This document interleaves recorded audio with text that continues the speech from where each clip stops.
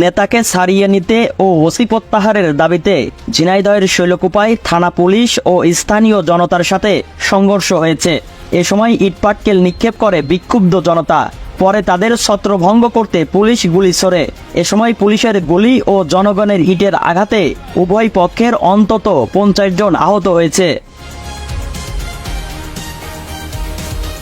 ঘটনা সূত্রে জানা যায়, নির্বাচন পরবর্তী উপজেলার ধলরাচন্দ্র ইউনিয়নের বিভিন্ন গ্রামে মারামারির ঘটনায় আওয়ামী লীগ নেতা মোস্তাক শিকদারকে আটক করে পুলিশ। তাকে ছাড়িয়ে নিতে শত শত মানুষ থানায় এসে ভিড় জমায়। ওসি প্রত্যাহারের স্লোগান দিয়ে মিছিলটি থানা ঘেরাও করে ইটপাটকেল নিক্ষেপ করতে থাকে। এ সময় তাদের ছত্রভঙ্গ করতে পুলিশ শতাধিক রাউন্ড গুলি ছোড়ে। পুলিশের গুলিতে অন্তত অর্ধশতাধিক জনতা আহত হয়। এছাড়া অপরদিকে জনতার ইটের আঘাতে বেশ কয়েকজন পুলিশ সদস্য গুরুতর আহত হয়। পরে আহতদের উদ্ধার করে উপজেলা স্বাস্থ্য কমপ্লেক্স ও ঝিনাইদহ সদর হাসপাতালে ভর্তি করা হয়েছে।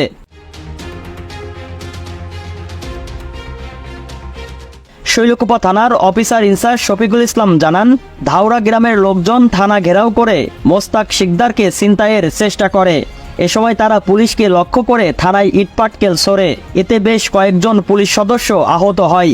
হামলাকারীদের ছত্রভঙ্গ করতে পুলিশ রাবার বুলেট ছোড়ে। পরিস্থিতি স্বাভাবিক রাখতে জেলা থেকে অতিরিক্ত পুলিশ আনা হয়েছে।